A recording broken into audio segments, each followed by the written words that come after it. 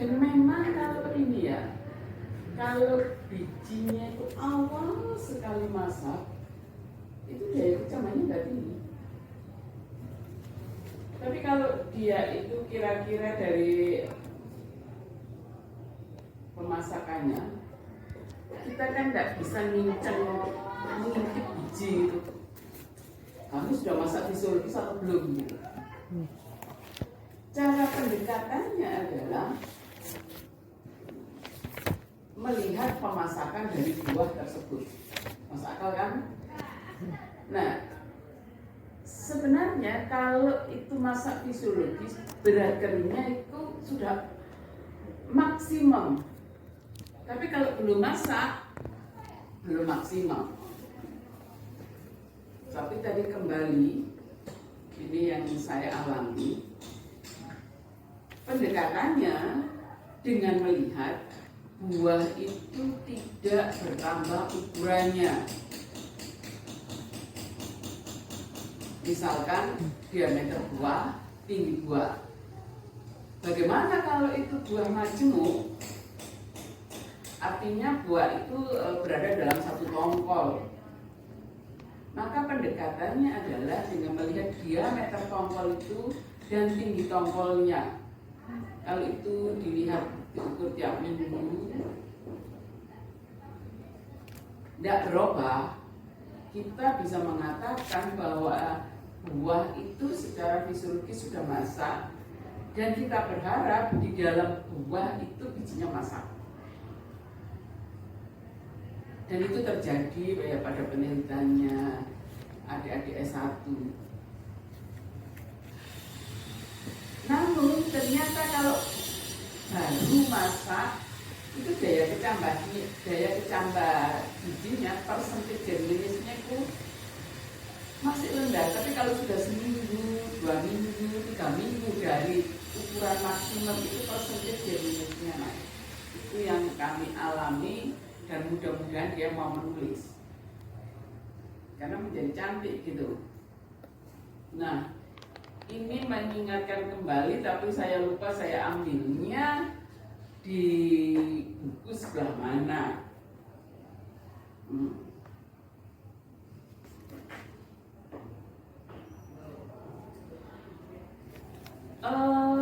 Mata kuliah ini memang diambilkan dari Buku yang terkenal itu pengarangnya adalah Dewey and Black. Namun Dewey-nya sudah meninggal, tinggal Black-nya, Michael Black atau siapa gitu, saya perlu lihat ulang. Sekarang yang saya gunakan adalah buku yang paling update dari buku tentang SID. Sebenarnya ada juga bukunya Van dan sebagainya. Kemudian sumber lainnya saya ambilkan dari buku fisiologi tumbuhan. Tentu saja kita tidak bisa lepas dari buku itu. Jadi ini bentuknya megaspor, mother cell-nya itu sini ada 8. Kemudian ini ada 8, nanti akan berkembang, nanti ada yang ini sel antipoda, ada kalasa dan sebagainya. Dan dia nanti mengalami penyerbukan seperti ini. Akhirnya inti polarnya ini, jadi ini fusion sperm dengan nukleusnya yang akhirnya membentuk endosperm seperti ini embrionya. Kemarin sudah ya kita ulangi lagi. Pollen grainnya yang ini butir pollennya, ada sperm cell-nya, kemudian ada inti tabung polen. Yang depan ini inti tabung polen. Jadi polennya satu inti vegetatif dan satu inti generatif. Polennya G yang ada di sini. Kemudian polen sendiri satu vegetatif yang depan, generatifnya yang dua.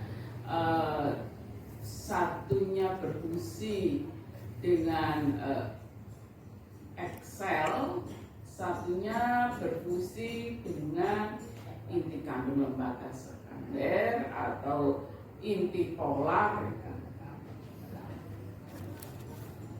Nah,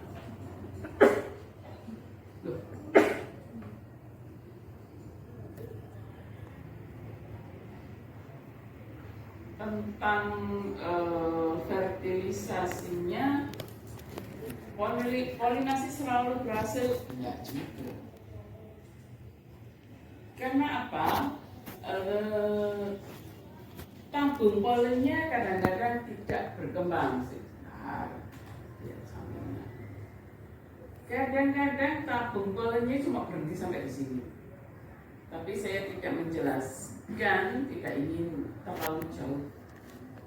Ada di sini, misalnya ada S1, S2-nya, terus cocok. Saya tidak tertarik untuk ke sana. Ya.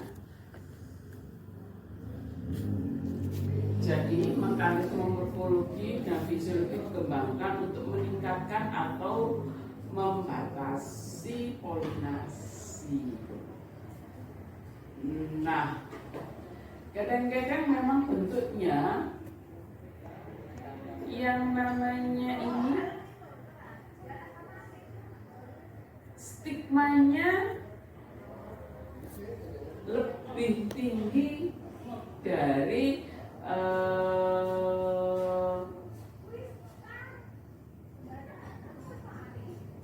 ini penghasil serbuk sari, sehingga untuk kesini perlu bantuan, misalnya serangga atau barangkali burung kolibri untuk membawa ke sini.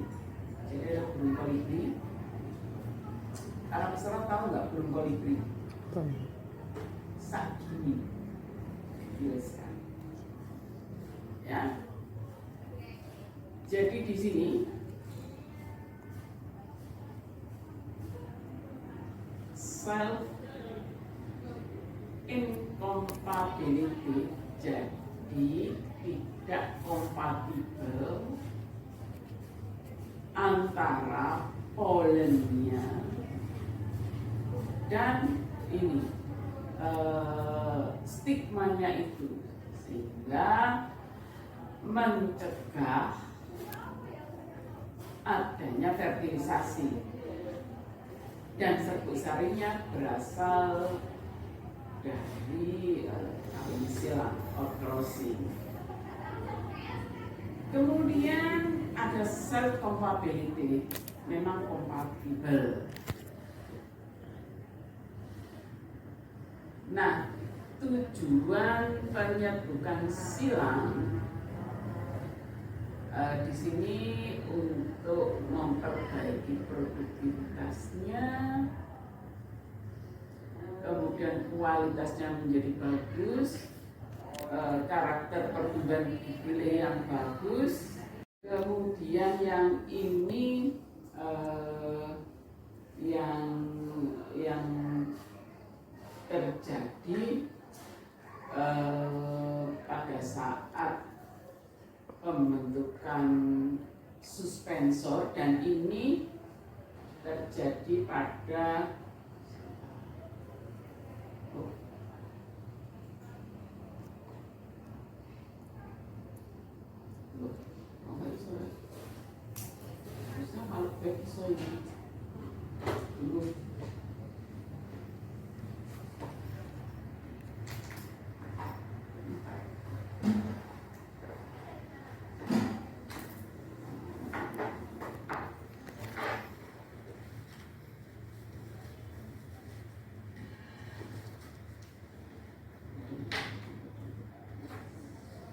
saya lalai.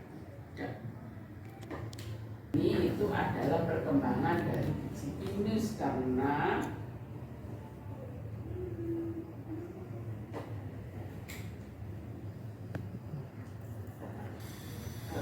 model begini adalah perkembangan dari biji pinus karena tampak biji-bijinya ada di lekuan-lekuan seperti ini. Embrionya juga membelah-belah seperti ini. Nah, kalau yang ini perkembangan dari embrio dikotil, kemarin kita sudah membicarakannya. Kalau ini adalah hasil fuse atau penyatuan sperm sama egg cell dan akhirnya membagi dua seperti ini. Kemudian perkembangannya melalui tahap preglobular, globular, transition, hot torpedo, dan embrio yang masak seperti ini. Dan ini keterangannya yang RM ini root meristemnya. Ini gambar visualisasinya, kemudian ini hasil penelitiannya. Kan kelihatan seperti ini. Kalau tadi pada dinos, ini pada anios, dan kebetulan ini adalah tanaman kotil.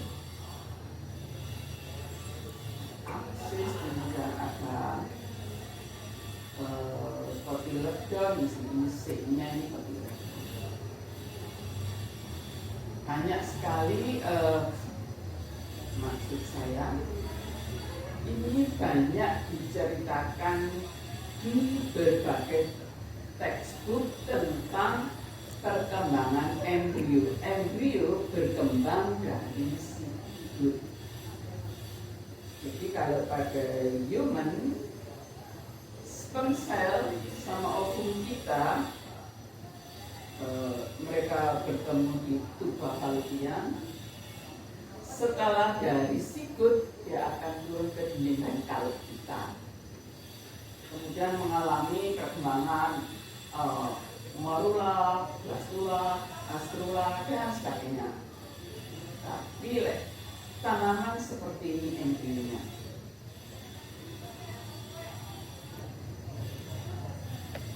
Yang ini saya memang senang sekali kalau gambarnya seperti ini benar-benar berasal dari gambar cross section, mulai globular, kemudian akhirnya sampai torpedo seperti ini, dan ini juga dulu.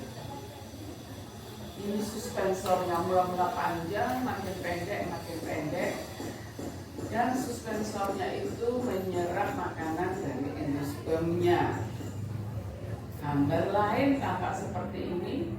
Kalau seperti ini menjadi lebih jelas. Jadi yang namanya kantong embrio seperti ini berarti ada inti polarnya harusnya ini keseluruh. Kelihatan kalau di laptop saya ini kecil-kecil, ini ada 2 dan ini ada 8. Kemudian masing-masing seperti tadi diulangi lagi, Excel ketemu sperm 1 ke sini, sperm 2 ke sini. Dan ini adalah sigut. Kemudian ini masuk satu sel, terus membelah menjadi yang 8 sel, 16 sel, dan mesti globular. Ini globular terakhir, jadi perkembangannya itu tampak ini makin banyak, ini makin banyak, ini makin banyak. Di sini transisinya ini sampai sini istilahnya late third, jadi bentuk jantung yang terakhir. Yang agak-agak susah, adalah kalau kita mempunyai kecambah untuk membedakan bagian hipokotil, ini tidak kelihatan epikotilnya, kemudian akar primer karena ini nyambung jadi satu, itu yang agak susah. Padahal untuk mengetahui hipokotil dan daerah perakaran ini, untuk menentukan arah transport suatu zat tumbuh. Zat tumbuh ada, misalnya contohnya auksin, transportnya adalah polar basipetal. Polar berarti dia tidak melalui suatu saluran, hanya pindah saja dari satu sel ke sel lainnya ke basipetal. Jadi dia bergerak ke daerah base. Itu kalau auksinnya disintesis di daerah apikal. Tapi akan berbeda ceritanya kalau auksinnya disintesis di daerah perakaran.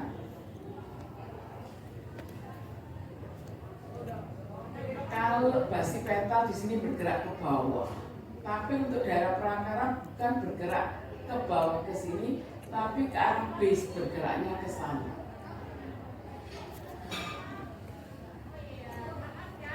Pergerakan itu ada yang basipetal, akropetal.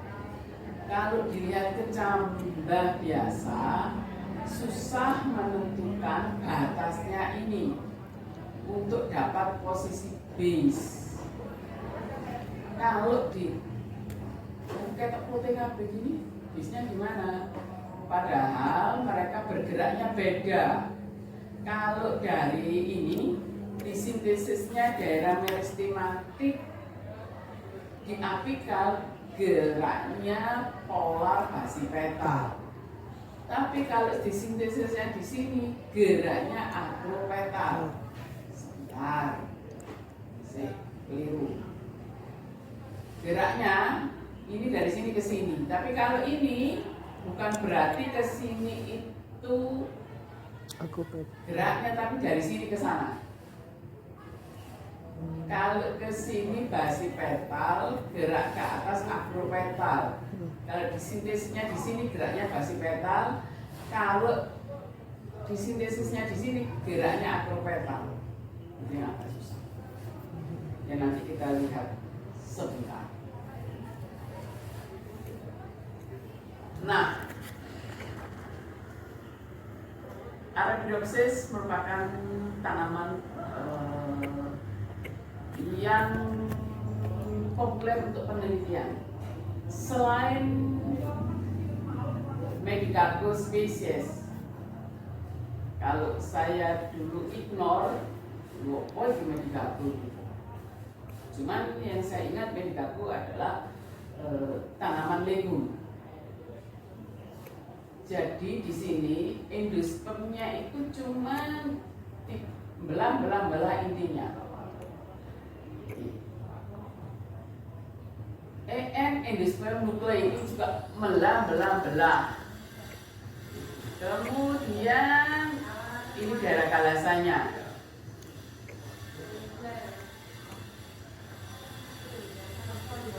Yang belah-belah, ini belah. Kemudian yang ini tadi mereka belahnya bersamaan. Ada embrio, kemudian ini kalasanya. Terus mereka membelah seperti ini, artinya penuh seperti ini. Dan suspensornya mengambil cadangan makanan di sini. Gambar ini mungkin lebih enak dilihat. Ini versi lain perkembangan endosperm. Nah, tulisannya sinusitik endosperm, artinya endosperm itu membelah tidak membentuk dinding sel intinya jumlah seperti ini. Akhirnya menjadi polyhedral endosperm, itu sama dengan yang sebelumnya. Yang ini embrionya, ini daerah mikrobialnya, ini daerah kalasanya. Ini semakin berkembang, ini semakin berkembang, dan akhirnya mereka membentuk dinding seperti ini. Ini daerah endosperm bagian tepi, dan ini cellularized endosperm. Mula-mula intinya akhirnya membentuk dinding sel juga, tampak seperti ini. Dan bagian yang terluar ini akan membentuk lapisan seperti aleuron. Aleuron lapisan terluar dari endosperm sebelum testa untuk biji buih.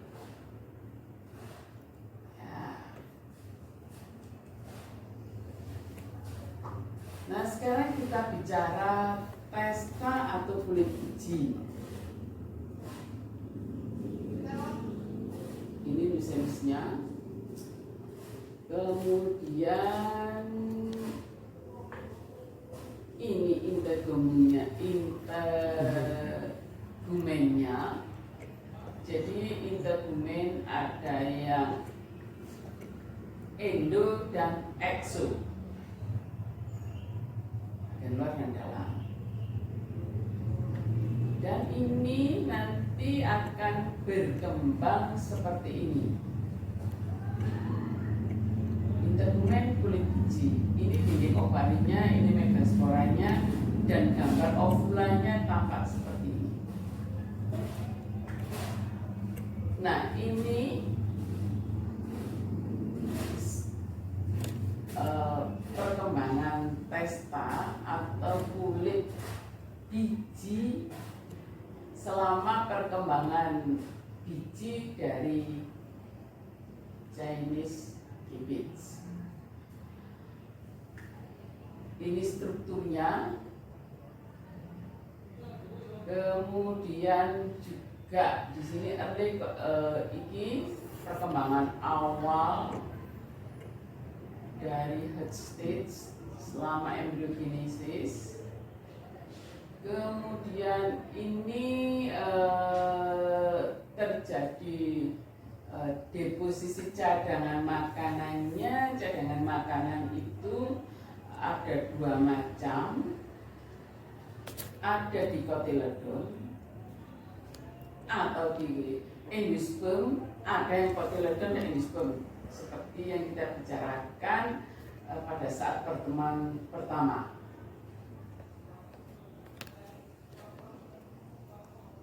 Ini perkembangan biji yang masak. Nah, di sini ada single A, aleuron. Ini jaringan palisade.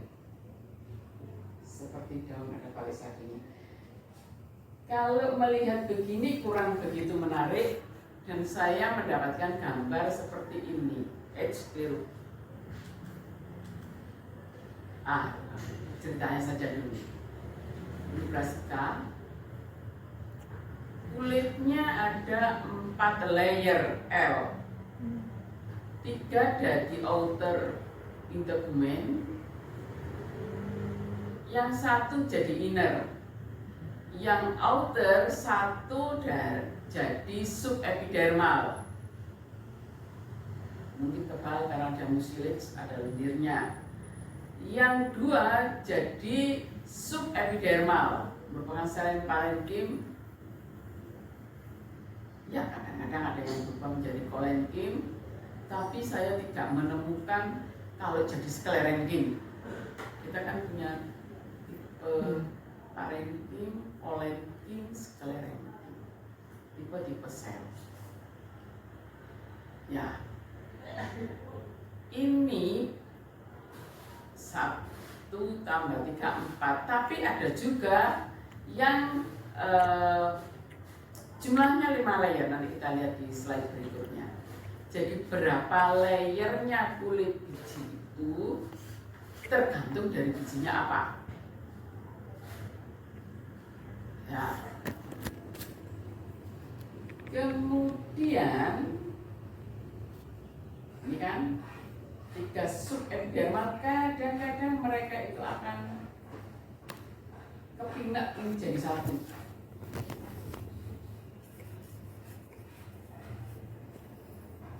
Nah, residu sperm dan ini menjadi aleuron. Aleuron tunggu.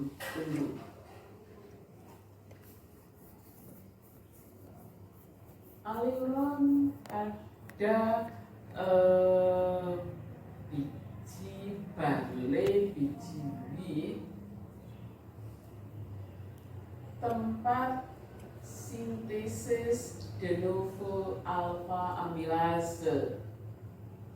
Dan sintesis de novo alpha amilase itu dipacu oleh adanya giberelin yang disintesis oleh embrio. Tapi saya tidak bergerak ke sana. Mungkin lebih dibicarakan secara detail pada saat kita berbicara untuk fitohormon. Namun kita juga akan membicarakan beberapa hormon. Namun sekilas iki perkembangan kulit integumen ovula menjadi kulit biji pada Arabidopsis.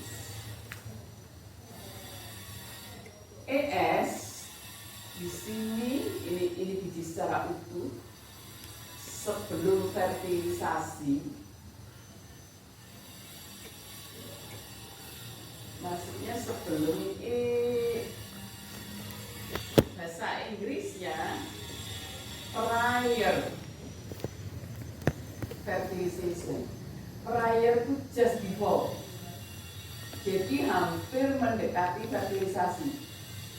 Just before. Harus terus prior ya. Kalau sebelum saja ya mungkin beberapa hari, tapi ini just before fertilization. Seedbudnya tampak seperti ini. Ini ada 5 layer, 1, 2, 3, 4, 5. Ini penggarisnya. Jadi di sini ada 1, 2, 3, 4, 5. ES-nya endospermnya ya calon endosperm. Ini ada OI, ada II. Kalau OI outer integumen. Jadi kita kan bicara tentang integumen. Ini integumennya iki. Setelah fertilisasi, integumen berkembang menjadi kulit. Jadi ini yang luar, ini yang dalam. Nah,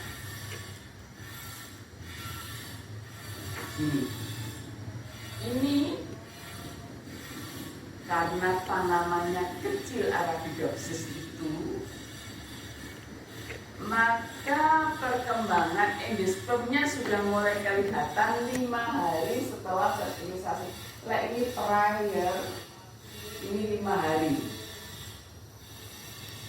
Ini spesial digambarkan di sebelah sini. Ada 1, 2, 3, 4, 5 endospermnya ini.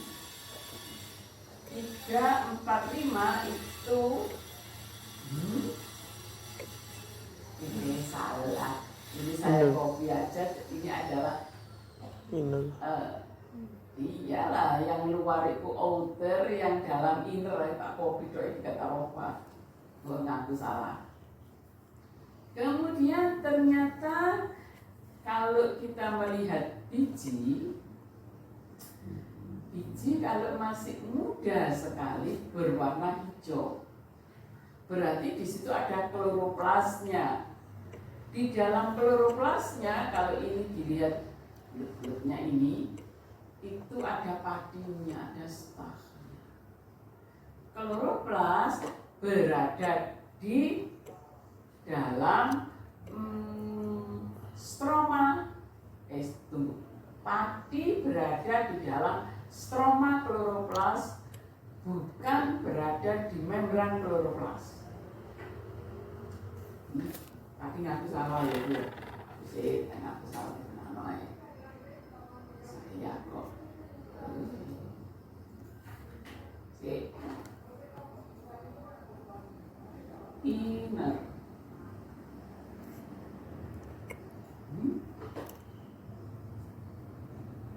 Ada salah. Berkelanjutan, mumpung ketemu, langsung betulkan.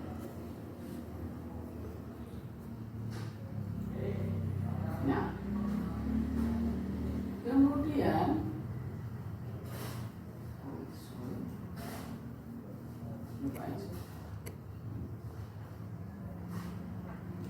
nah, ini kan kalau kita lihat ininya masih kecil.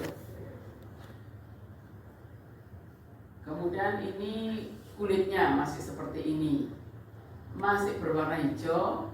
Dan ini 5 hari. Lagi prior berarti just before. Ini 10 hari setelah fertilisasi. Yes. Ini sudah kayak gini calon kotiledonnya ini. 10 hari ini. Karena Arabidopsis itu barangnya kecil, maka bijinya juga kecil dan perkembangannya cepat. Jadi ini ada ini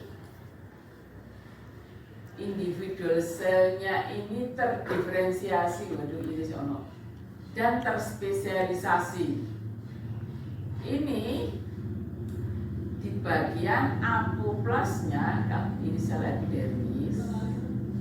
Sel epidermis setiap sel punya sitosol, punya dinding sel. Sitosol adalah bagian cairnya, dinding selnya adalah bagian apoplas, bagian yang mati. Nah, pada ini umur 10 hari itu di bagian apoplas itu ada musilitsnya, ada lendirnya. Jadi ini hampir mirip seperti ini. Ya. Tapi di antara layer thick mucilage. Mungkin tebalnya karena berlendir. Dan itu terbukti pada biji Arabidopsis. Ini culik gini. Ya. Ini satu epidermis. Kemudian yang 2 itu palisade. Kemudian yang 5 itu endoteliumnya. Kita lihat perkembangan berikutnya. Embrionya sudah nggak lagi kelihatan seperti ini. Ini kita lihat sebentar. Ini ada penebalan dari dinding sel. Nah, penebalannya ini penebalan secondary cell wall. Dan ini pun yang tebal ini juga secondary cell wall. Ini yang tebal juga secondary cell wall. Terus yang ini nih yang nomor 5 endotelium. Kemudian yang ini saya lihat ini nggak kelihatan ininya, kakinya nggak kelihatan, seolah-olah artificial intelligence. Padahal ini adalah aleuron layer, lapisan aleuron. Kemudian yang EM ini kantong embrio, embryonic sac. Kemudian tadi ada EN di G. Ya. Ini EN adalah endosperm. Terus ini perkembangan setelah 15 hari fertilisasi. Dan ini pada saat biji itu masak, mature. Yang pertama ini tetap epidermis.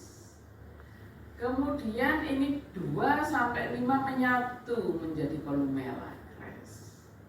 Kalau ini masih 24, itu 25. Jadi itu perkembangan dari kulit biji, tapi mahasiswa gak senang belajar beginian ini karena harus membuat sayatan. Sesungguhnya ya ini mungkin untuk student yang belajar lebih detail lagi.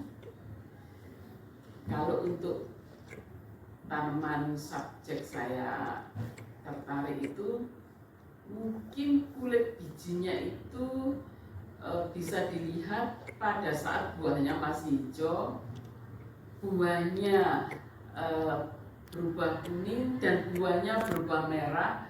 Apakah layer-layernya ini tidak pernah fuse seperti ini 2-5, tidak pernah crash atau mampet-mampet? Ya tidak tahu. Tapi ini betul-betul untuk orang yang menekuni sayatan permanen atau dalam hal ini membuat sayatan permanen melalui mikroteknik. Kalau nggak permanen gampang rusak. Tuh. Nah, kategori biji berdasarkan lapisan mekanik yang ada di biji. Endotestal, lapisan mekanik palisada berasal dari lapisan innermost dari outer layer. Tadi ada inner layer, ada outer layer. Jangan diperhatikan. Exosetal, lapisan mekanik berasal dari outer layer dari outer integumen. Contohnya kategori mesotestal, testal kulit mekanik berasal dari middle layer dari outer integumen, berarti outernya banyak. Rosacea. Sarcosestal jika semua bagian outer integumen itu berkembang menjadi fleshy tissue. Jadinya yang terjadi. Kemudian ini exothermic, ini yang dari inner, tadi ada lapisan-lapisan gitu ya. Exothermic. Mesotermik berasal dari middle inner, jadi kulitnya zero, mungkin 6 gitu kan terserah. Tadi kita lihat pada Cabbage 4, pada ini Arabidopsis 5, mungkin ada yang 6. Dan di sini ada middle. Endoteknik ini kutnya dari innermost, bagian terdalam dari integumen iki black pepper family vipras. Nah, ini cuma istilah-istilah saja tentang tadi lapisan mekanik. Jadi yang keras itu asal muasalnya berbeda-beda. Kan biji ya, walaupun kalau sudah seperti biji kedelai itu kan kalau dia sudah kering kan keras. Nah kerasnya itu mungkin berasal dari berbagai part. Nah ternyata perkembangan biji ini dipengaruhi oleh berbagai hormon. Ini yang terkenal epsisin, giberelin, etilin, indol, zeatin. Dan ini per 100.000 molar, konsentrasi yang sangat rendah sekali untuk hormon ini. Konsentrasi yang tinggi berfungsi sebagai herbisida. Ini cepat-cepatan saja. Short overview dari segi baik terhadap perkembangan biji, perkecambahan, dan awal pertumbuhan. Yang terkenal dalam pengaturan biji itu adalah asam absisat. Makanya di sini asam absisatnya ditaruh di atas. Nih, ya. Memacu beberapa enzim tersimpan, berperan memperoleh toleransi desikasi, jadi toleran dia terhadap kekeringan, berperan dalam menginduksi dan mempertahankan dormansi. Kemudian gibrelinnya banyak pol. Mereka menyebutkannya GA1, GA2, GA7, GA150. Yang terkenal sekali yang biasa digunakan dalam laboratorium adalah GA3. Ini yang kita gunakan untuk mematahkan dormansi, dan yang diperjualbelikan adalah GA3, bukan GA15 atau GA20. Ya, yang diperjualbelikan GA3. Yang ini ada di dalam biji. Ini kaitannya dengan perbijian, stimulasi pemanjang batang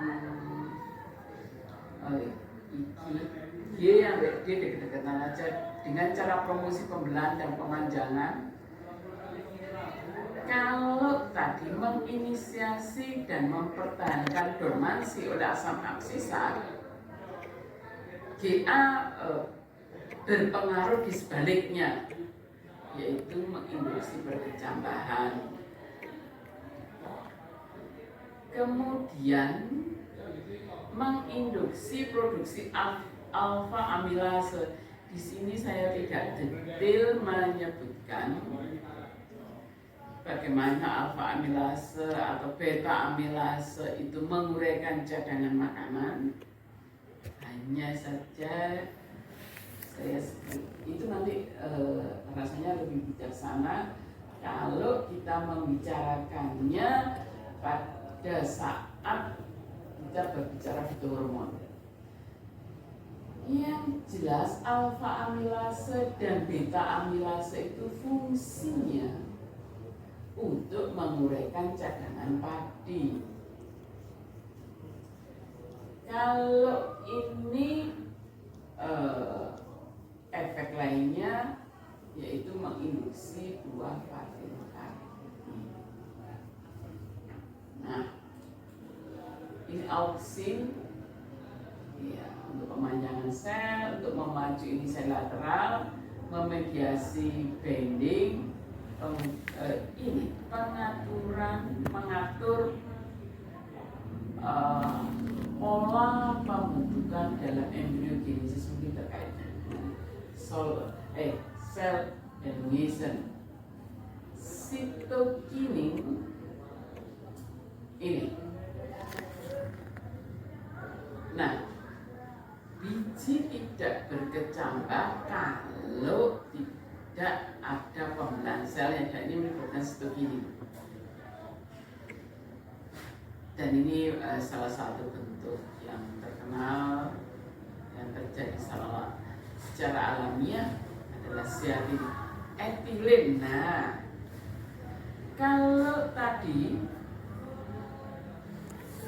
etilin banyak fungsinya.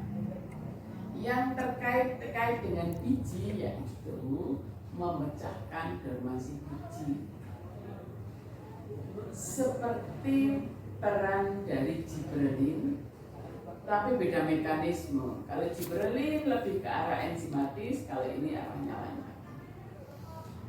Kalau Brasinosteroid ini senyawa polihidroksisteroid.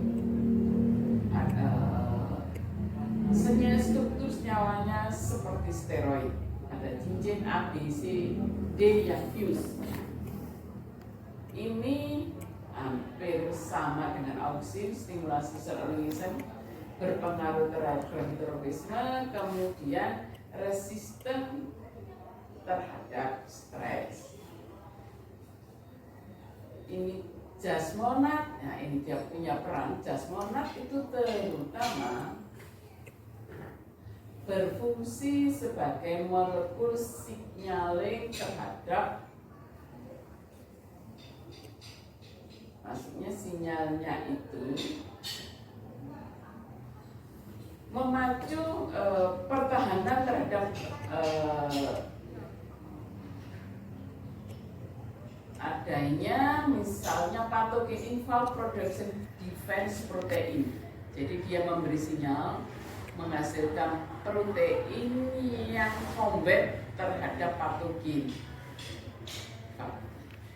Namun, nah ini makanya kenapa dia dicangking mempunyai peran pada perkecaman biji dan mengontrol ini. Jadi saya belum menemukan naskah detailnya bagaimana asam jasmonat itu mengontrol penyimpanan protein di dalam protein storage sampai protein yang tersimpan. Kemudian kalau kita berbicara biji, tentu fokusnya pada dormansi dan germinasi atau perkecambahan. Ternyata ada senyawa lain yang menginduksi perkecambahan, tapi yang diinduksi adalah biji-biji gulma parasitik. Itu fungsi dari streptolakton. Ini yang terkait germination atau perkecambahan adalah parasitik. Tapi untuk tanaman tinggi dia merupakan penghambat perkecambahan.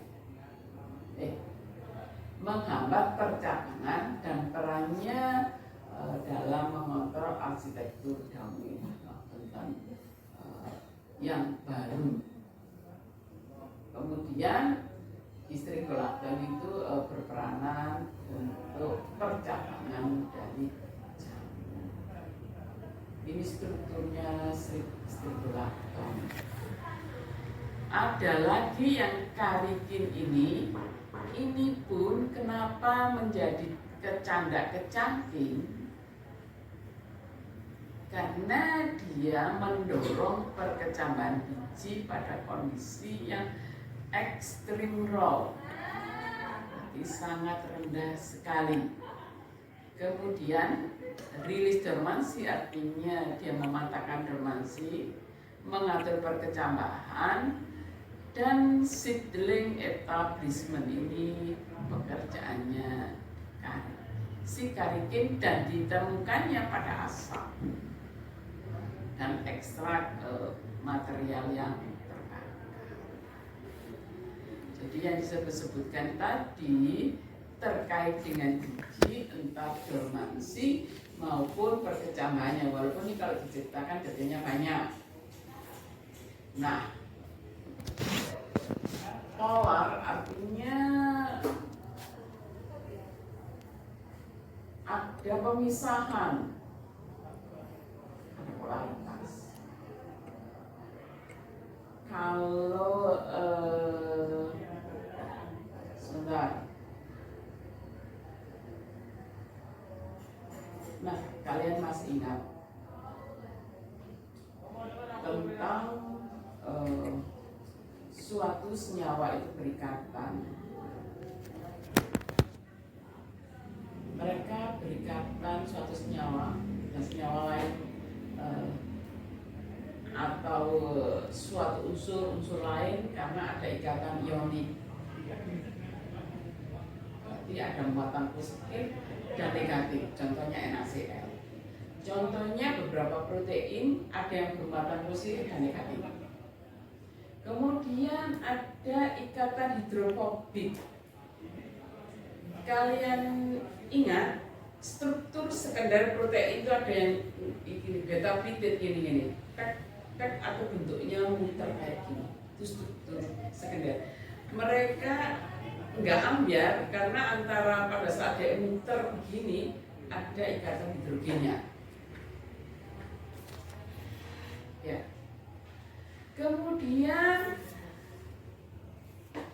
masih ada ikatan van der Waals. Jadi dalam satu molekul itu ada distribusi elektron yang tidak seimbang.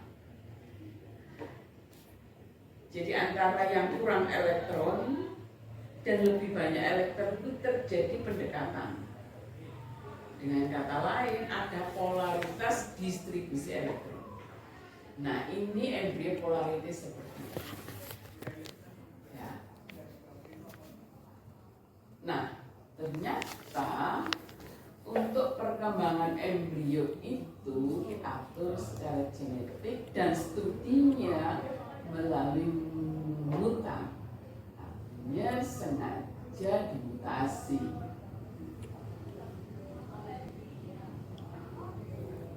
Nah, kita kemarin sudah belajar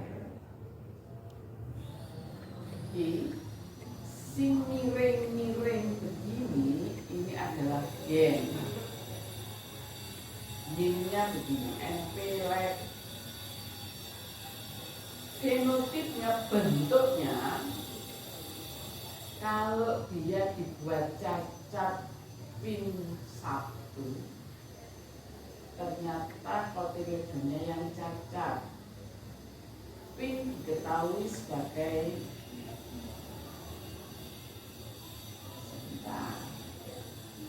ini lambang dari gennya. Produk dari gen adalah protein. Kalau ini setelah diteliti, dia merupakan pentransport auksin. Ini pun juga setelah diteliti sebagai pentransport auksin. Dan ini didapatkan pada embrio yang memanjang dan tidak ada meristem apical. Sigot berkembang menjadi embrio, ya kan? Sigot. Setelah terjadi fertilisasi ada sigot. Satu sel membelah sel atas dan sel bawah. Yang bawah jadi suspensor, yang atas tadi berkembang 2 menjadi 4 dan banyak, akhirnya globular. Setelah globular nanti akan melengkung membentuk hati. Setelah membentuk hati, kemudian membentuk yang melengkung kayak gini, kayak kotiledon. Itu embrio. Nah, jadi di embrio itu berarti sudah melewati fase sigot. Sudah ada kotiledonnya, kotiledonnya yang melengkung.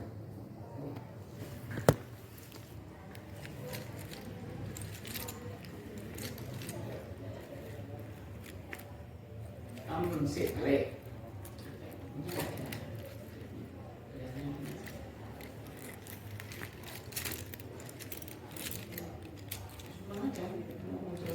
Kemudian cerita politisi sawen-wen.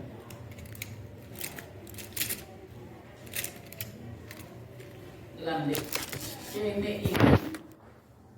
Ini kan meristemi. Nah, tadi ini cerita macam-macam, share.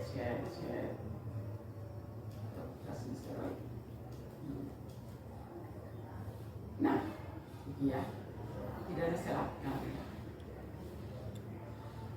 Kemudian kalau ini pengaturan oleh gen, diatur oleh gen pin 1, pin 2, gen leg 1, gen leg 2, gen iki. Gen ini fungsinya misalnya MP untuk pensinyalan. Gen leg 2 ini mengkode faktor transkripsi B3.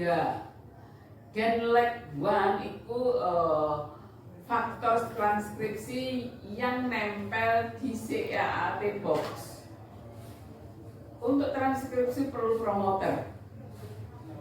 Di promoter itu sampai di situ ada protein lain yang namanya faktor transkripsi. Ya.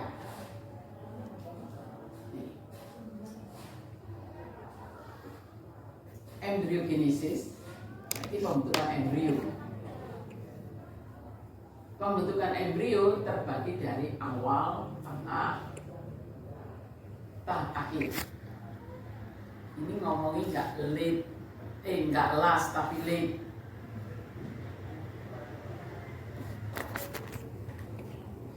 Kemudian histodiferensiasi selama early stages diatur oleh distribusi auksin antara embrio dan suspensor. Tadi sigot membelah menjadi dua. Yang atas membelah banyak, finally jadi kotiledon. Yang bawah itu membelah panjang dan akhirnya pendek, dia sebagai suspensor. Dan ini diferensiasinya diatur distribusi auksin antara. Nah, pengaturan ini penting untuk perkembangan polaritas embrio dan fase globular. Makanya tadi digambarkan ada fase yang kayak bola itu. Selnya segini. Auksinnya ada di embrio dan ditransfer dari suspensor oleh pin 7. Salah satu pin ini sebagai transporter. Jadi auksin lewat protein ini, pin 7. Ini awal globular. Kemudian menjadi bulat banget, S globular stasis. Konsentrasi auksin itu ada di daerah apikal dan ini menentukan polaritas embrio. Transportnya ini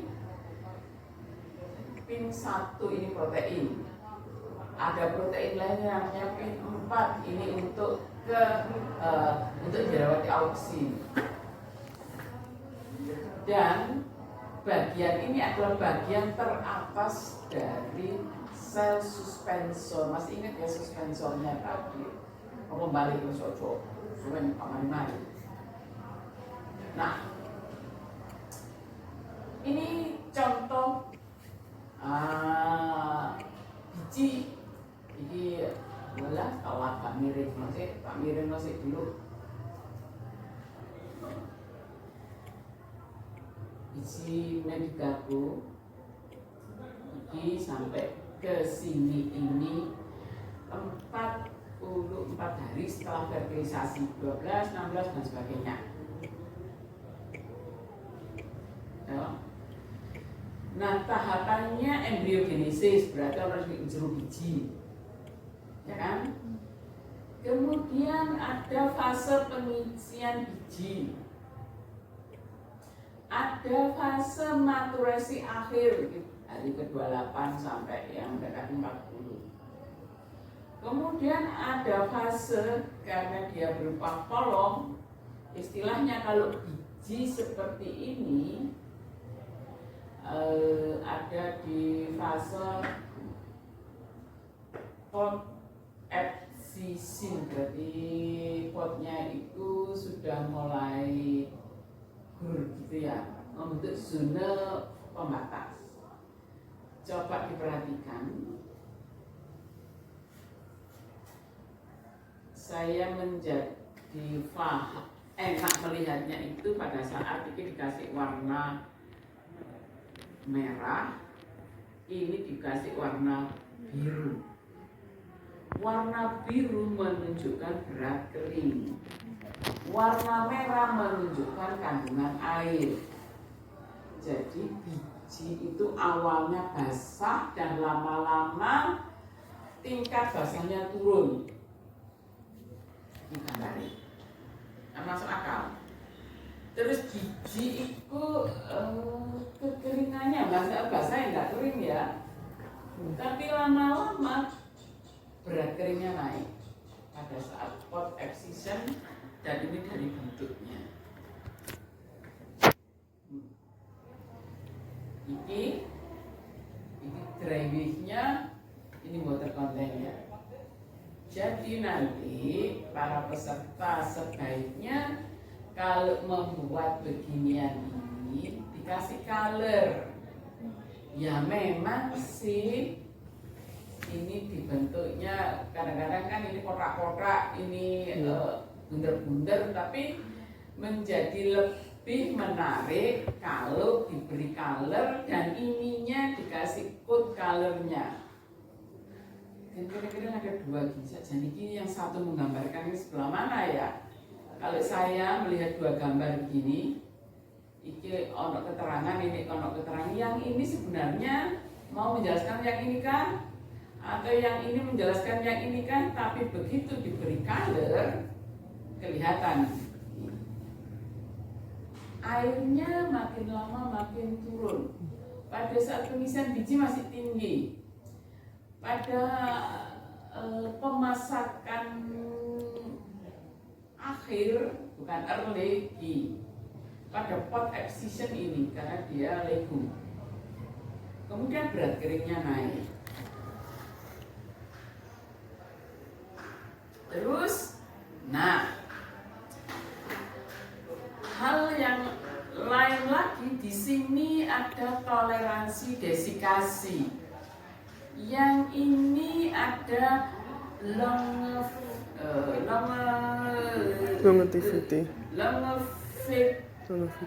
daripada biji ini. Longevity itu ini sudah saya carikan definisinya, kemampuan biji itu untuk viabel tetap hidup pada tahapan atau pada kondisi dry over long period time. Longevity. Jadi longnya panjang, tapi di sini panjangnya mengarah ke viabilitas biji. Ya. Kemudian ini adalah time germination-nya. Ini saya copy petunjuknya. Baik, tentu saja kalau embryogenesis masih dalam proses pembentukan embrio, ya belum kering atau masih basah, sehingga benar tidak mulai dari sini. Mulainya ini day after pollination di 12, 16 sampai 48. Ya, ternyata ini belum terlalu kering. Kemudian dia keringnya sesaat mulai kering dan stabil keringnya desiccation itu pada saat 28 hari setelah polinasi. Makanya kenapa kita bicara pollen,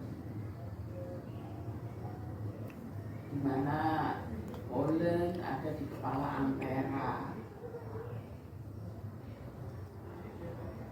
Pollen atau serbuk sari. Kemudian ada di anteranya itu ada tangkai serbuk sari, kan gitu ya. Oke. Kemudian bagaimana dengan longevity-nya, viabilitas bijinya? Ternyata ini sudah mulai kering, tapi bijinya hidup dan maksimum untuk medicago itu 44 hari setelah fertilisasi. Setelah itu dia akan mengalami penurunan viabilitas bijinya. Nah ini germinasinya ya. Germinasi 50%. Nah biasanya kita mengatakan untuk germinasi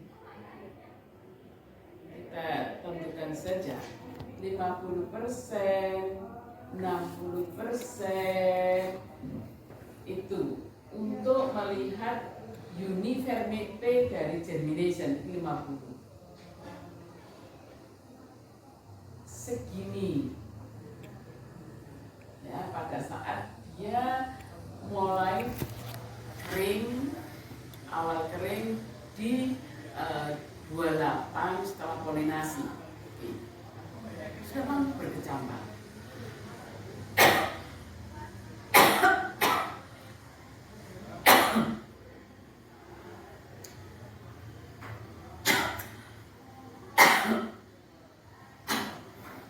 Ini 50%-nya kemudian turun. Nah ini medicagonya. Saya jadi kepikiran tentang tanaman yang ada di depannya. Fakultas Perikanan itu kelihatannya ada yang seperti kacang tanah gini, kembangnya kuning-kuning. Perlu dilihat karena di sini tipikal medicagonya itu daunnya tiga begini, bunganya kuning, dan dia merupakan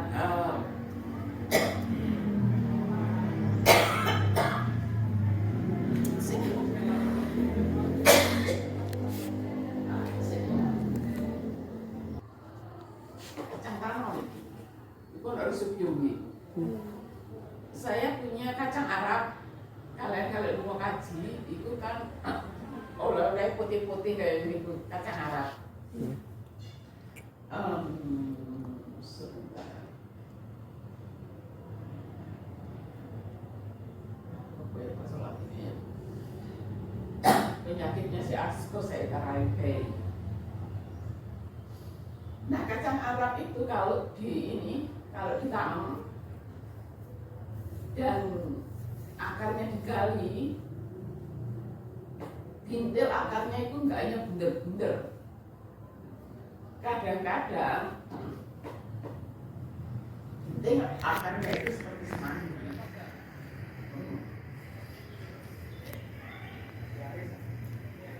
Nih.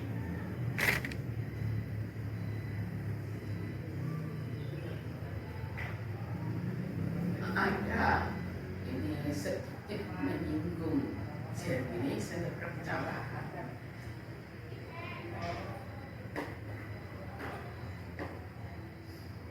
Ada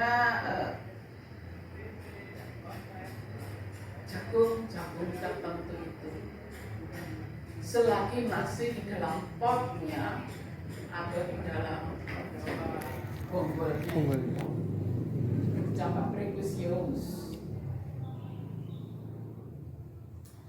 Kemudian beberapa biji yang terkenal adalah biji padi. Ini juga dari orang pertanian tahu. Kadang-kadang masih di dalam tongkolnya begini berkecambah.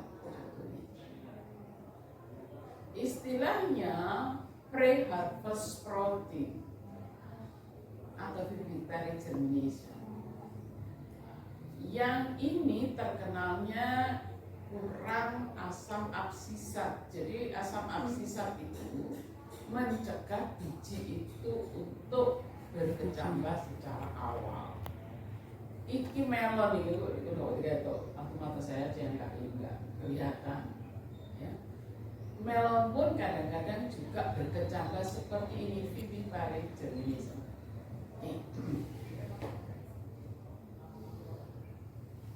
Iki tentang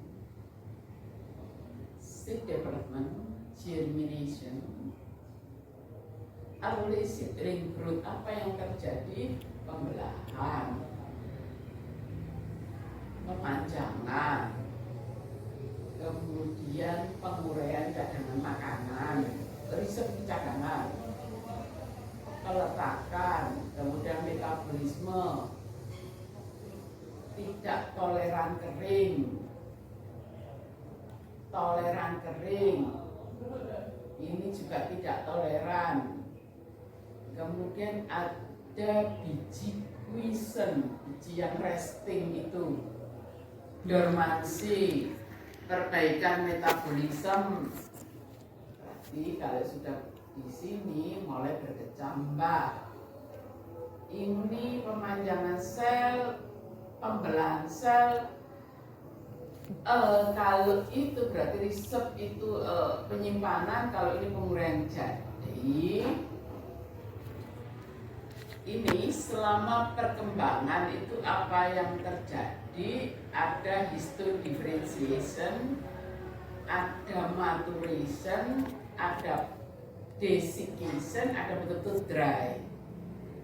Kemudian ada perkecambahan, ada pertumbuhan. Jadi untuk pembelahan tadi awalannya biji itu dimulai dari sigut. Sigutnya membelah menjadi dua, bagian atas dan bagian bawah. Yang bawah jadi suspensor, kemudian yang atas nanti akan jadi kotiledon. Kemudian setelah membelah memanjang, dan itu terjadi pada saat maturation. Kemudian ada penimbunan cadangan makanan pada saat maturation. Tadi kan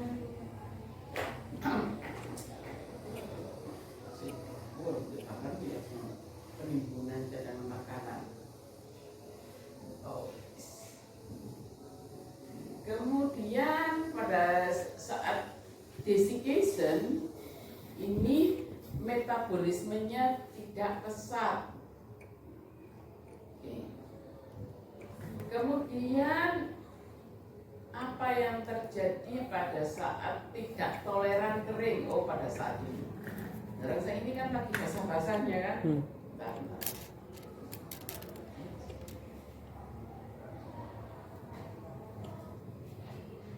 Ini kan lagi basah-basahnya ya. Feeling lagi basah-basahnya, ini sudah mulai agak garing.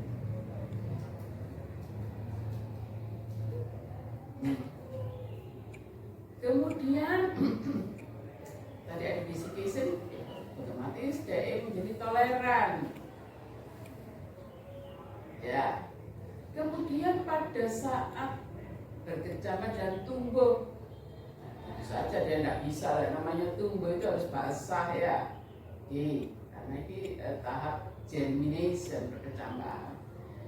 Quiescent, fase istirahat terjadi di sini. Istirahat pada kondisi herbs, saya agak susah menerjemahkan herbs. Sampai kering-kering banget, panas banget begitu loh. Kemudian kalau mulai berkecambah, yang terjadi adalah ini, renewed metabolism ini. Mulai pemanjangan sel terjadi dari germination dan pertumbuhan, pembelahan sel juga begitu. Dan untuk melaksanakan dua-dua ini perlu penguraian cadangan makanan. Tadi kita bicara tentang perkembangan ya. Ini mekanisme protektif terkait pengeringan. Proteksi diinisiasi selama maturation dari biji untuk menjaga integritas komponen subseluler ketika air hilang. Memang perlahan-lahan airnya hilang dan terjaga. Perilaku membran selama kering. Membran itu kan fosfolipid bilayer.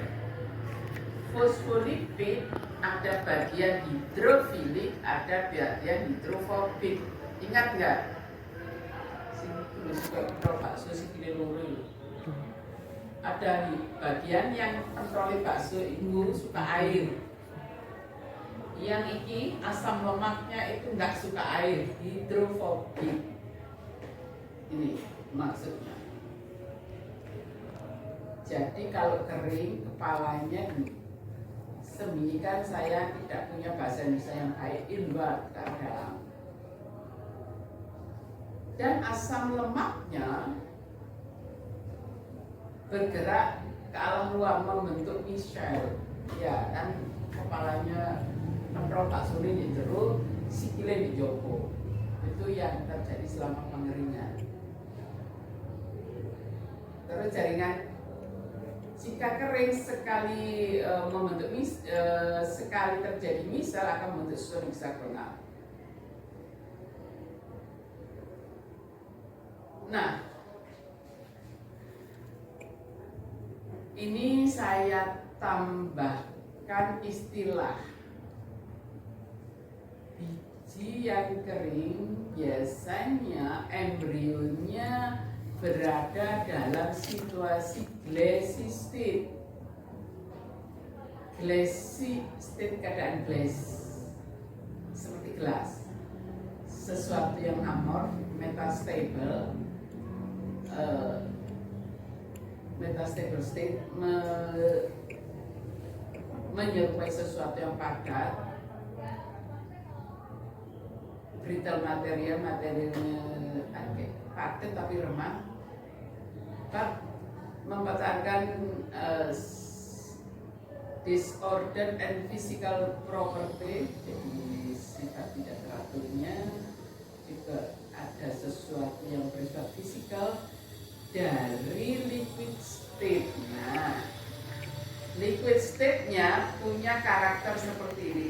Jadi biological gases itu sangat viskos, jadi yang lentrek itu kondisi dari glassy state, highly viscous liquid with very slow molecular diffusion rate. Karena dia lentrek tadi viskos itu, maka partisipasi reaksi kimianya rendah.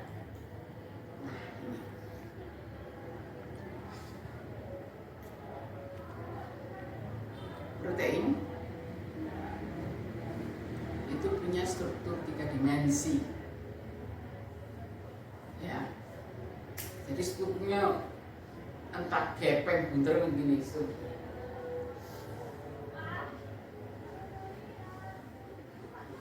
Dan air ini bentuknya membran. Ini protein kan? Ini protein, ini protein, ini protein.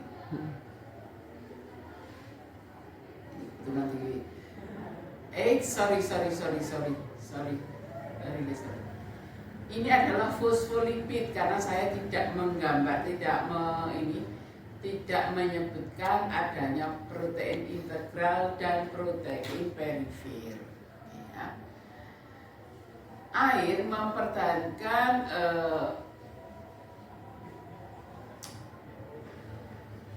hubungan struktur dan integritas supaya ininya tetap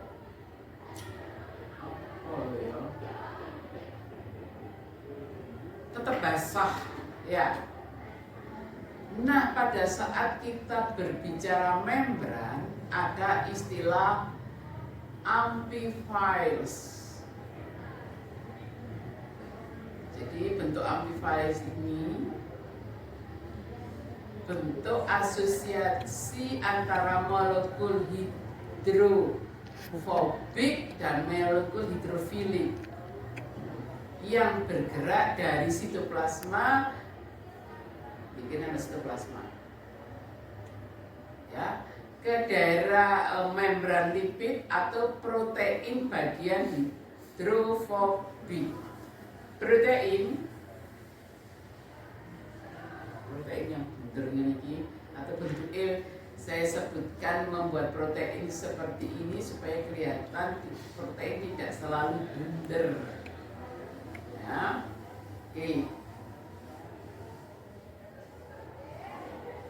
Molekul amfifili bergerak dari sitoplasma ke daerah lipid dari membran atau protein bagian inti. Nah, supaya biji itu hidup dan kering, increase longevity of seed in dry state. Hidup tadi kan longevity, keadaan viabel biji pada kondisi kering. Itu dengan cara biji itu berada pada kondisi glassy state. Nah, sebelum dehidrasi, artinya penarikan air, itu ada penggantian air, water replacement. Penggantian airnya dilakukan oleh gula non-refluksi, oligosakarida. Ini dari famili rafinosa, prolin, lisin, betaine. Nah, start. Kalian bayangkan sel itu agar tetap hidup walaupun lingkungannya kering, maka kandungan airnya diturunkan. Masuk akal kan? Sel itu agar hidup tetap kering, individual sel itu kandungan airnya diturunkan. Cara menurunkannya, ion-ion disimpan di dalam vakuola. Sel tumbuhan selalu punya vakuola. Sitosomnya bagaimana? Sitosomnya diisi senyawa organik yang kompatibel, yang cocok dengan yang ada di, maksudnya begini, senyawa organik itu akan menjaga nilai potensial air yang sama dengan nilai potensial air yang ada di vakuola, sehingga tidak ada pergerakan air antara vakuola dan sitosom. Sampai sini bisa. Di vakuola tempatnya garam-garam dan ion-ion, di sitosomnya adalah senyawa organik yang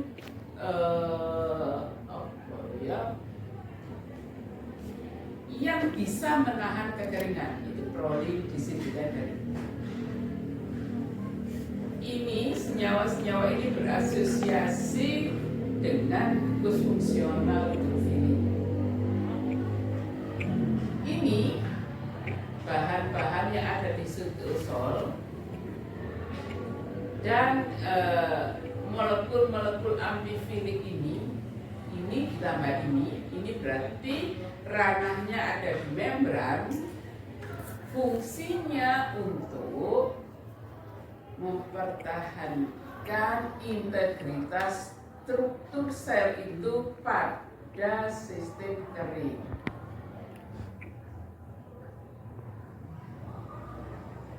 Nah, yang ini menyebabkan tidak stabil. Nah, seperti ini.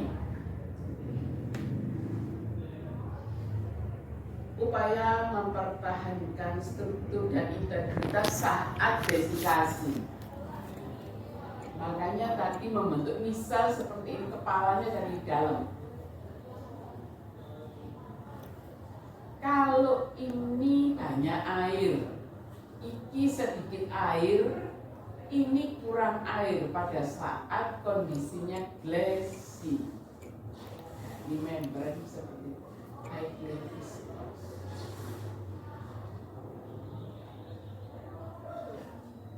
Ini masalah membran.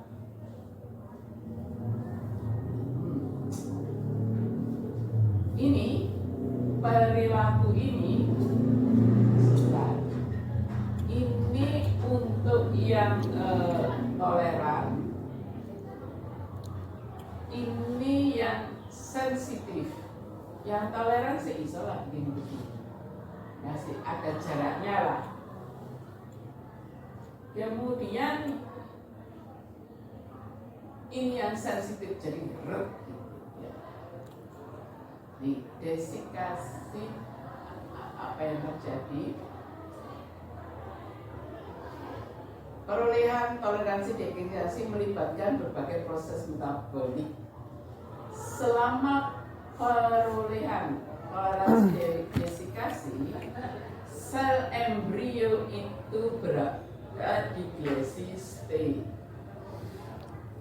Kemudian protein lea dan gula non reduksi itu ada di biji yang toleran kering. Jadi di biji toleran kering ditemui adanya protein lea dan gula. Kan cocok dengan keterangan sebelumnya. Dan karena ini menyebutkan suatu spesies, maka di situ ada implikasi desikasi. Dan ini tentang bagaimana asam asetat itu berpengaruh terhadap maturasi. Dan kulit itu juga berkorelasi apakah biji itu long term viabilitasnya atau enggak. Tak, ini yang terjadi selama desikasi. Nanti kita balik kucing ke sini. Iki ekspresi gen just prior, sebelumnya, during and drying. Iki gen-gennya ada gen lea dan gen shock protein. Ekspresnya meningkat selama pengeringan. Sebentar, nanti akan saya betulkan. Ini namanya proteinnya kalau gen miring. Kemudian ini contohnya berapa ini transkripsi. Apa yang terjadi selama desikasi ini. Kemudian tentang beberapa istilah nanti akan diulangi sama Bu Mastuti, tapi setidaknya istilah ini yang perlu dipahami. Biji ortodok digunakan untuk menyatakan biji yang dapat toleran desikasi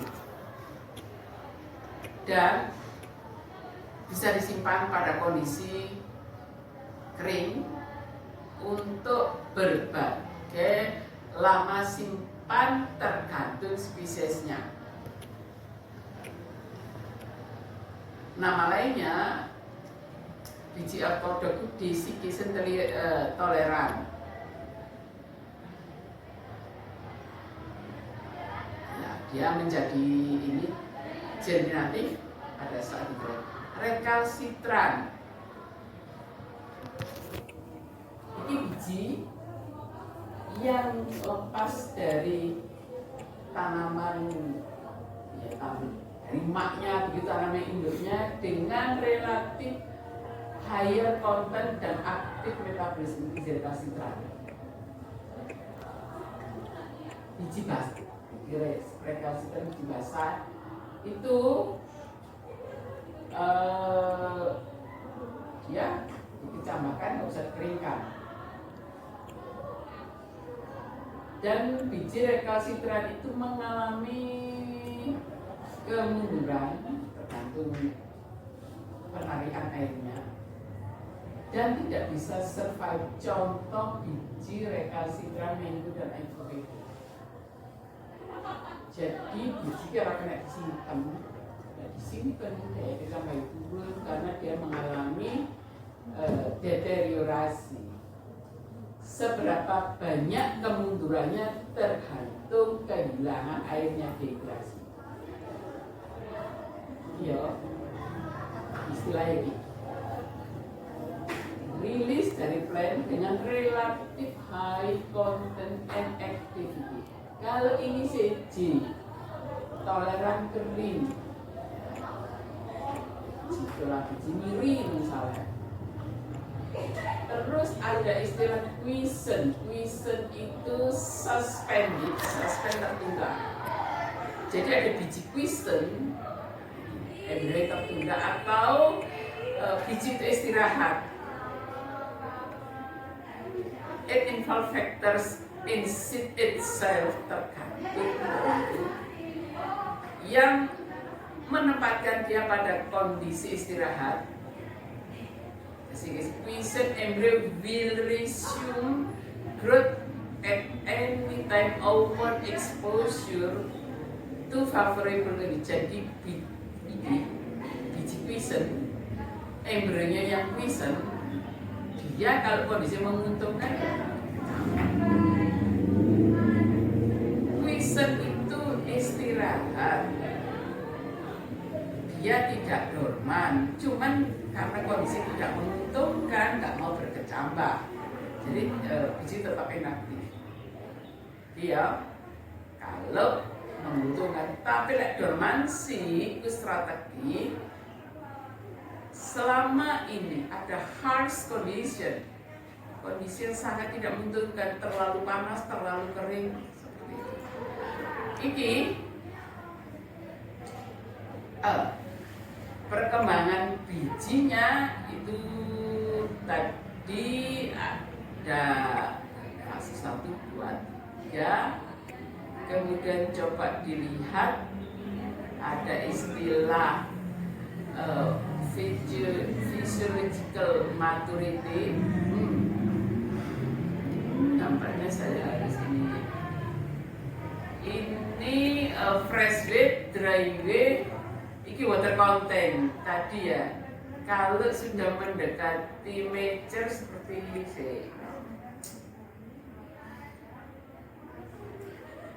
terus kesuwen lagi. Kesuwen lagi. Baiknya kelamaan.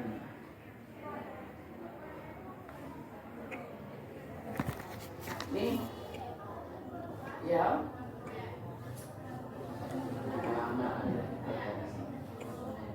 Tadi ada kandungan air turun, kemudian viabilitas naik, kemudian di sini mulai pengeringan, di sini lama hidupnya biji, daya kecambahnya yang dihitung 50% dari biji yang dikecambahkan.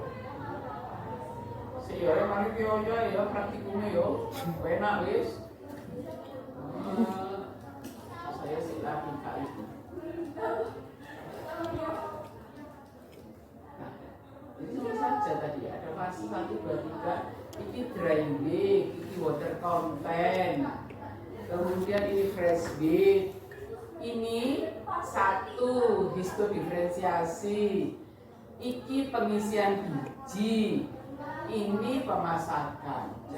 Jadi perkembangan biji itu kan tadi histodiferensiasi, tadi embryogenesis, reserve deposition, pengisian biji, kemudian ini pemasakannya, terus kualitas biji tergantung. Itu bisa dilihat dari viabilitasnya, tumbuh berapa banyak tumbuh, kecepatan tumbuhnya, dan toleransi.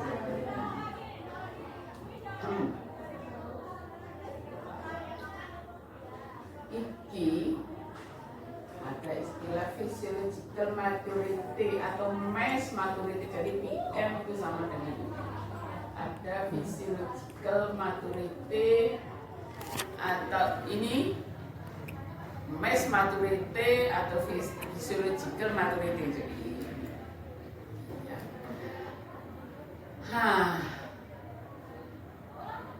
sekarang ada istilah masa fisiologi dan masa panen. Physiological maturity itu bijinya kering tertinggi. Ya, coba kita lihat Ini PM tadi fisiologikal atau masa fisiologisnya. Ngitung-ngitungnya ini setelah flowering. Ya. HM harvesting maturity. Ya. Dan ternyata ini kan nggak enak kalau saya lihat ini moisture content. Kalau ini terpaksa kan sama saya dipanah-panah. Kalau tadi kan enak delok red dan blue. Jadi lek digambar iki kandungan air, ini sama dengan pentol-pentol ini. Waduh, satu loh. Ini mendul, ini mendul, ini kokak mendul sini. Dua foto. Kalau mata tua ya kelihatannya ini. Terus di sini tidak dikasih kode bahwa yang kotak itu untuk menunjukkan tingkat lembabnya berapa persen. Terus yang bulat-bulat circle itu tidak ditunjukkan untuk iki. Ya. Ternyata kalau pada saat masa physiological maturity itu berat keringnya sudah mulai stabil dan kadar airnya mulai tinggi, dan pada saat itu dia sudah dapat ditambahkan. Nah ini sama, ini untuk menunjukkan daya kecambahnya. Kemudian iki peluang tadi saya cerita tentang longevity, artinya peluang urip pada saat garing seperti ini. Nah,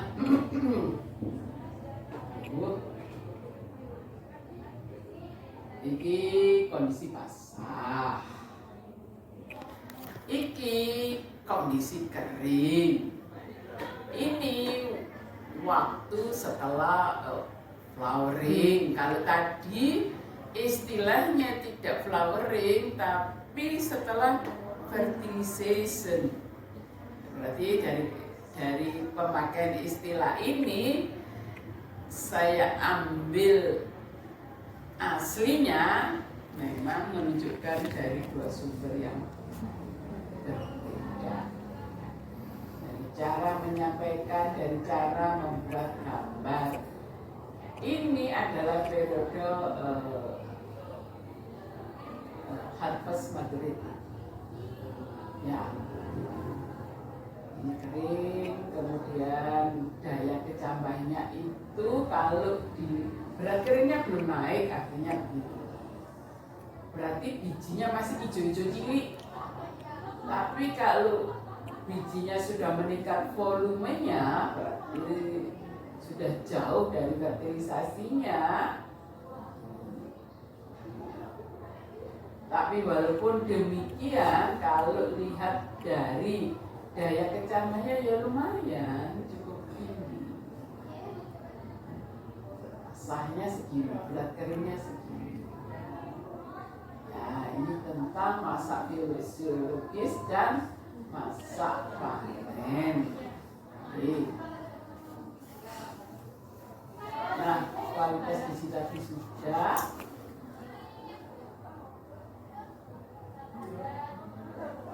Jadi melebihkan waktu panen dari buah basah itu menurunkan kualitas gizinya. Tentang ini, jadi setelah ada lagi analisis ya, di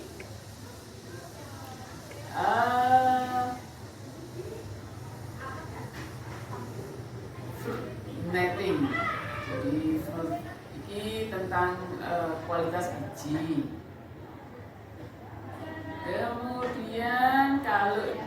lihat dari ininya,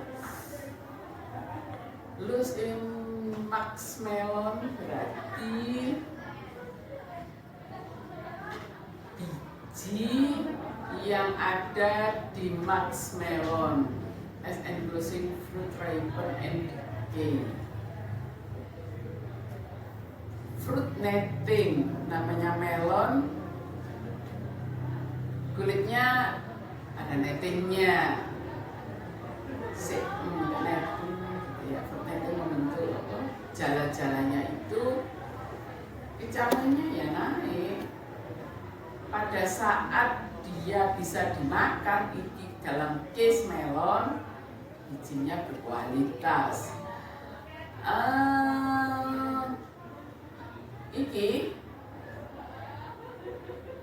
Iki adalah situasi masak. Terus melonnya disimpan setelah masak overripe. Ya. Pada saat melonnya dagingnya dekomposisi, maka daya kecambahnya ya. Jadi germinable vigorous ini.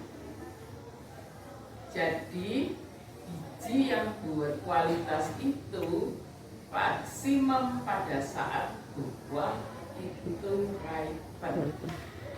Nek wis buah bosok, kemampuan berkecambahnya jelek. Jadi ada hubungan tadi kan saya biji bisa didekati kualitasnya dengan kualitas buah. Buahnya masih muda, buahnya sudah enak dimakan, sudah ripen, buahnya matang nemen, buahnya mulai busuk. Ternyata ini mempengaruhi kualitas bijinya. Saya kualitas biji, karena biji di dalam buah tergantung dari kualitasnya buah. Lek buahnya sik enom, kalau case-nya maxmelon itu masih dalam fase ini, apa fruit netting. Nah, ini perkembangan bijinya, ini proses perkecambahannya. Ya, biji lama-lama kemampuan berkecambahnya naik. Lama-lama biji itu toleran desikasinya naik hingga stabil. Daya hidupnya, iya, dia juga naik. Kemudian storage life tadi longevity-nya juga seperti ini. Artinya kalau sampai sini biji wis gede, biji yang sudah tua, hampir tua itu, daya tahan hidupnya tentu saja di sini biji kalau masih enom, teman susah berkecambah. Wes rodok remaja itu. Kemudian pasca remaja wis mulai tahu pahit getirnya hidup, ini toleran desiccation. Terus vigornya, nah gegas, kalau dosen saya mengatakan gegas, ini kiyangnya, ya kiyangnya itu bijinya itu rada iki orang menjadi survive tahan banting itu sudah jauh dari fase remaja. Ini ya otomatis si development, lek bijinya wis gede, bijinya hampir maksimal ukurannya, sudah kadar airnya itu rendah, mulai dari longevity-nya, storage life. Nah ini dia after full setelah berbunga sampai segini. ya. Iki prosentasenya, iki berat keringnya makin lama makin naik, kemampuan kecambahnya segini. Dari fertilisasi atau hubungan berarti terjadi fertilisasi kan lama-lama kan turun ininya apa itu ke kebasahannya biji.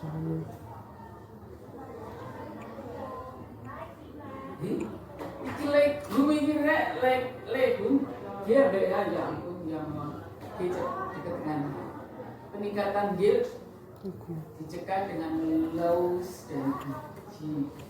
Jadi yieldnya itu ya. Nah, yieldnya untuk biji tercermin dari dry weed. Berarti memang ukurannya sudah cukup dewasa.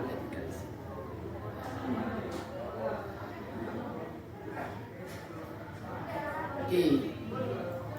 Kemudian ini biji ortodok, kemudian tingkat hidrasinya